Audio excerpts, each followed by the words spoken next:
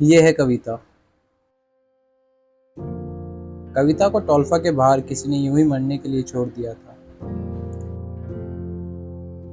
कुछ लोग अपने शौक के लिए पेट्स को पाल तो लेते हैं, उसके बाद उनका शौक पूरा होने पर यूं ही बीच में साथ छोड़ देते हैं। कुछ ऐसी ही कहानी है कविता की। हमारे स्टाफ गुड्डू को रोज की तरह टोल्फा आने पर कविता बाहर घूमते हुए दिखाई दी। कविता का नेचर बहुत ही ज्यादा फ्रेंडली था। कविता के अंदर नेक एक बड़ा ट्यूमर था। गुड्डू कविता को टोल्फा के अंदर लेकर आया। हमारे डॉक्टर्स ने उसे एग्जामिन किया। डॉक्टर्स ने कविता के ट्यूमर का ऑपरेशन करने का डिसीजन लिया। ऑपरेशन से ट्यूमर को कविता से अलग करने के बाद कविता कुछ ही दिनों में पूरी तरीके से बिल्कुल ठीक हो गई।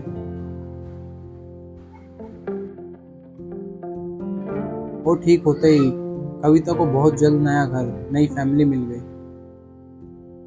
जाते वक्त कविता बहुत ही ज्यादा खुश थी। कविता अब एक हैप्पी लाइफ बिता रही है।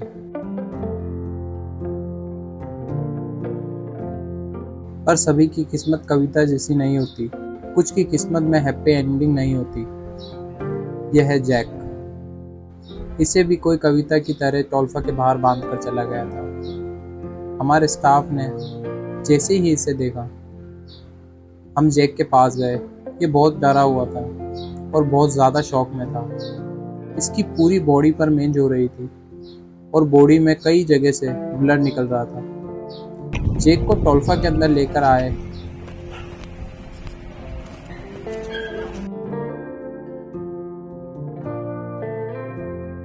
यहाँ जैक का ट्रीटमेंट दिया और इससे फ्रेंडली होने की बहुत ज़्यादा कोशिश की। पर जैक के साथ जो कुछ भी हुआ, उसके बाद ये किसी पर विश्वास नहीं कर रहा था। इसे समझ नहीं आ रहा था कि आखिर इसके साथ हुआ क्या।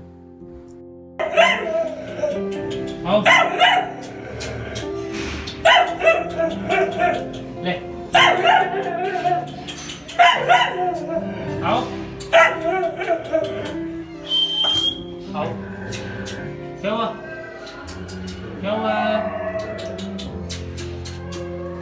जिन सभी को जैक ने अपनी फैमिली माना था, उन्होंने समय आने पर, जब उसे सबसे ज़्यादा उनकी ही ज़रूरत थी, उसका साथ छोड़ दिया।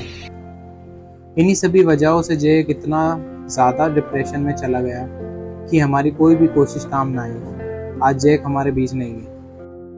लोग पेट्स को पाल तो लेते हैं, पर जब कोई बीमारी होती है या उनकी एज ज़्यादा हो जाती है, तो फिर उन्हें वो बोझ लगने लगते हैं और अबैंडन कर देते हैं। अगर आप पेट्स को रखते हैं तो उन्हें कभी ना छोड़ें। आपके साथ रहकर वो आपको अपनी फैमिली मान लेते हैं। जब आप मुसीबत में अपने फैमिली मेंबर का साथ नहीं छोड़ते, तो फिर इनका क्यों? हमें अपने पेट्स का भी कभी साथ नहीं छोड़ना चाहिए। जैक जैसे और भी कई ऐसे एनिमल हैं जो कि इसी कारण से अब दुनिया में नहीं है। नेवर एवर अबैंडन ए पेट।